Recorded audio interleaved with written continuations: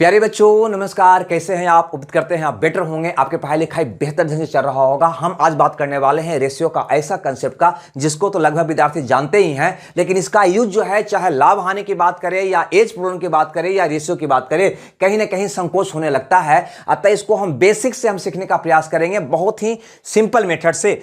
अतः समझने के लिए अंत तक आप बने रहिएगा। हम सिंपल क्वेश्चन इसका हम शुरुआत कर रहे हैं, ठीक है। ये कहता है ए और बी के आय का अनुपात, पहले समझ लीजिए बढ़िया से।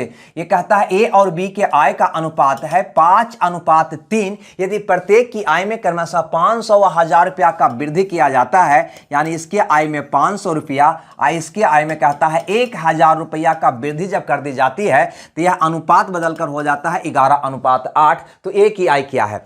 ऐसा क्वेश्चन बनाने के लिए तो बहुत झटके में 30 से गुना करके हम लोग बना लेते हैं, लेकिन बहुत बार क्या होता है कि बहुत सारे विद्यार्थी अंतर देखने लगते हैं, दोनों में समान वृद्धि है या नहीं ये देखने लगते हैं, दोनों में समान कमी है या नहीं ये देखने लगते हैं, और बहुत तरह के लाभ हानि में आते हैं तो कहीं ना कहीं कंफ्यूज हो जाते हैं। अतः अंत तक आप बने रहिएगा। पहले इसको बेसिक से समझते हैं।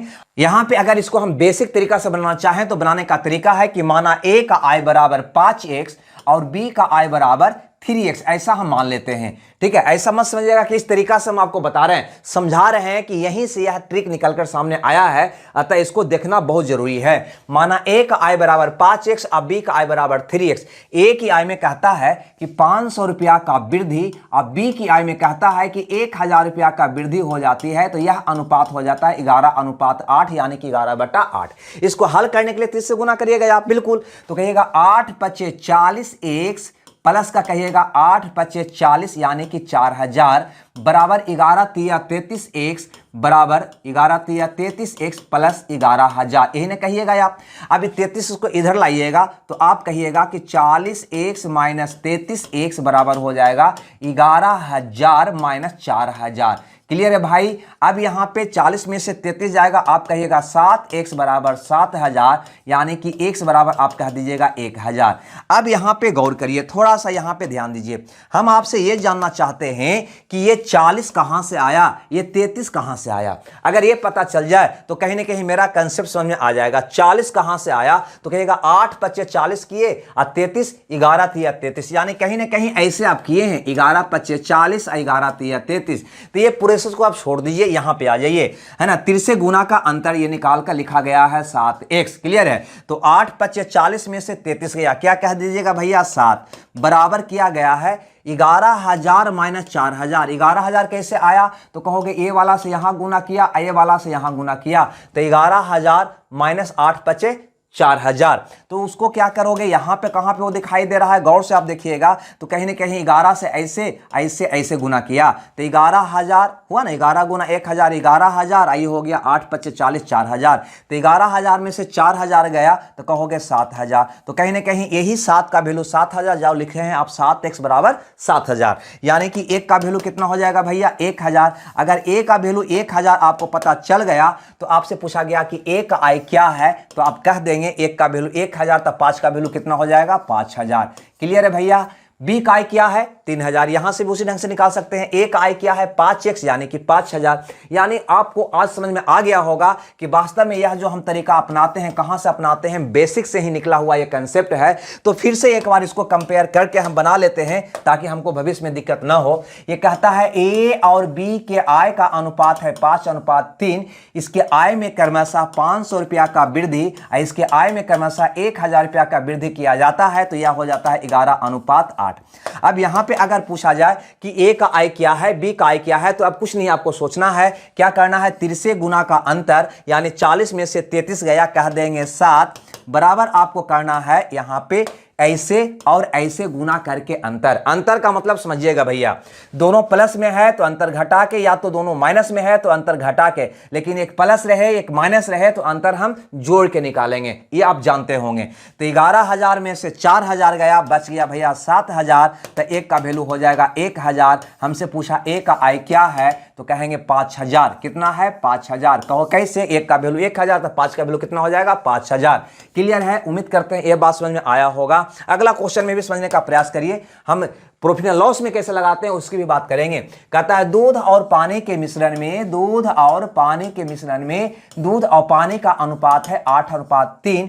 3 लीटर पानी और मिला दिया जाता है तो यह अनुपात हो जाता है 2:1। देखो इसको बनाने के लिए तो बहुत सिंपल तरीका है कि दूध कांस्टेंट है तो दूध को बराबर कर लें, मान निकाल लें, लेकिन ये तरीका हमने सिखाया था, इसी तरीका से इसको बनाने का हम प्रयास करेंगे। दूध में कुछ नहीं मिलाया गया, मान लो कि यहाँ पे 0 लीटर दूध मिलाया गया। अब हल कर दो, 8 एकम 8 3 दूनी 6, 8 एकम 8 3 दूनी 6, तो 8 में से 6 गया, 1 बच जाएगा 2। 2 का वैल्यू कितना होगा तो कहोगे 6 - 0 यानी कि 6, तो 1 का वैल्यू कितना होगा 3 लीटर। 1 का वैल्यू 3 लीटर। हमसे पूछा मिश्रण में दूध की मात्रा क्या है, दूध का वैल्यू 8 है, तो 1 का वैल्यू अगर 3 आया तो 8 का वैल्यू 8 दिया 24 लीटर। बात आई समझ में या नहीं आई? बस ऐसे बना लोगे। ऐसे इसको बनाने का तो कई तरीका है ना, जो आपको बताए भी हैं। आगे यहाँ पे इस क्वेश्चन को देखिए, ये क्वेश्चन कहता है कि 6 वर्ष पूर्व सुधा और सुरेश, देखो एज प्रॉब्लम का क्वेश्चन है ये, एज प्रॉब्लम का बहुत बार आपके एग्जाम में आता है, लगभग बार आ ही जाता है। कहता 6 वर्ष पूर्व सुधा और सुरेश के उम्रों का अनुपात है 6:5 था। 4 वर्ष बाद इनके उम्रों का अनुपात हो जाएगा 11:10। तो सुरेश का वर्तमान आयु क्या है? कुछ नहीं करना है आपको भैया, यहाँ पे सिर्फ देखना है कि ये फासला कितना का है। तो ये है 6 वर्ष पहले की बात, ये है 4 वर्ष बाद की बात। फासला 6 और 4 10 का हो गया, यानी यहाँ पे भी 10 का फासला, यहाँ पे भी 10 का फासला। अब आप बना डालिए जैसे अब बनाते हैं। क्या करिएगा, 3 से गुना का अंतर, तो 60 में से 55 गया, कहिएगा अनुपातिक 5 का वैल्यू क्या कहिएगा भैया?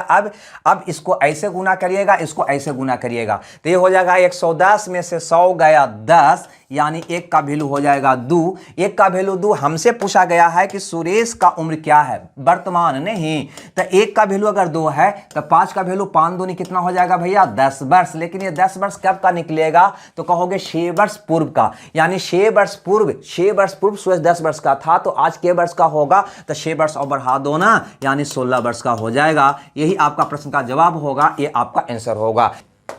चलिए अब अगर लाभ हानि की प्रॉफिट एंड लॉस का क्वेश्चन हो तो वहां पे इसका यूज हम कैसे करेंगे, यहां पे गौर से समझिएगा। पहले तो ये आप जानते ही होंगे, ये तो हम ऐसा मान के चलते हैं कि इसका नॉलेज आपका होगा। अगर इसको आप तोड़िएगा तो 11/99 100/9% होगा। नहीं भैया, अब इसको हल करिएगा तो कहीं ना कहीं आ जाएगा 1/9, यानी 9 रुपया का सामान 1 रुपया लाभ पर बेचा। यानी इसको अगर यहां पर देखा जाए तो इसको ऐसे आप पढ़ सकते हैं कि 9 रुपया का सामान था जिसको 1 रुपया लाभ पर यानी 10 रुपया में बेचा, ऐसे आप समझ सकते हैं। तो खैर, किसी वस्तु को 11/1/9% लाभ पर बेचा जाता है यदि क्रय मूल्य 1300 रुपया तथा विक्रय मूल्य 3000 रुपया कम हो जाए, यानी क्रय मूल्य जो है 1300 रुपया कम हो जाए, यही कह रहा है ना, तथा विक्रय मूल्य 3000 रुपया कम हो जाए। विक्रय मूल्य भैया कहता है 3000 रुपया कम हो जाए तो 9.1/11% की हानि हो जाती है, यानी 1/11 की हानि हो जाती है, यानी क्रय मूल्य 11 तब विक्रय मूल्य आपका 10 हो जाती है। इसका कहने का मतलब यह है, नहीं, क्योंकि इसका मतलब यह हुआ कि 11 रुपया में 1 रुपया का हानि हो जाती है, यानी कि 11 का सामान 10 में बेचता है, यानी कि 11 रुपया क्रय मूल्य तो 10 रुपया विक्रय मूल्य हो जाती है, ये कह रहा है। अब यहां पर देखो क्या पहले जैसा ही क्वेश्चन बन गया कि नहीं बन गया? पहले जैसा ही बन गया, बिल्कुल आप बना सकते हैं इसको। आप 3 से गुना करके ऐसे करिएगा तो 90, ऐसे करिएगा तो 110, यानी हो गया अनुपातिक 20। नहीं, देखो ना, 90 110, 110 में से 90 गया, कितना बचा 20। अब यहां पे ऐसे करिए 3 से, ए वाला को इससे गुना, ए वाला को इससे गुना, घटा दीजिए तो 11 3 33, ये हो गया आपका 33,000। और यहां पे से करिएगा तो हो जाएगा 13,000। 33,000 में से 13,000 को माइनस करिएगा, आपका आ जाएगा 20,000, यानी अनुपातिक 20 का वैल्यू हो जाएगा 20,000, है ना। अब यहाँ पे 1 शून्य से 1 शून्य काट दीजिए या अनुपातिक 1 का वैल्यू निकाल दीजिए। 20 का वैल्यू 20,000, तो 1 का वैल्यू क्या कहोगे भैया 1,000। 1 का वैल्यू 1,000। हमसे पूछा कि क्रय मूल्य क्या है, तो क्रय मूल्य 9 है, क्रय मूल्य 9 है, तो 9 का वैल्यू क्या हो जाएगा, 1 का वैल्यू 1,000, तो 9 का वैल्यू 9,000। यही आपका प्रश्न का उत्तर होगा 9,000, यानी ऑप्शन ए सही होगा। यानी कि ये कंसेप्ट जो है कहीं पे भी आप लगा सकते हैं, चाहे प्रॉफिट लॉस की बात करें या एज प्रॉब्लम की बात करें या रेशियो की बात करें, या फिर ये अंतर समान हो या ना हो, ये वृद्धि हो ये कमी हो, या फिर दोनों कमी हो या दोनों वृद्धि हो, किसी भी स्थिति में हमें कोई कंडीशन याद नहीं रखना है, क्योंकि ये बेसिक तरीका से निकला हुआ कंसेप्ट है जिसको कहीं पे भी आप यूज कर सकते हैं। अतः यही देने के लिए आपके हम बीच आए हैं। अगर क्लास बढ़िया लगा हो तो लाइक शेयर कर दीजिएगा, और ज्यादा बढ़िया लगा हो तो चैनल को सब्सक्राइब भी कर लीजिएगा, ऑल बेकन का आइकन भी दबा लीजिएगा। ओके, तो हमें दीजिए विदा, मिलते हैं कल इसी तरह के शॉर्ट वीडियो के साथ। जब तक खुश रहिए, मंगल रहिए। Okay, bye bye.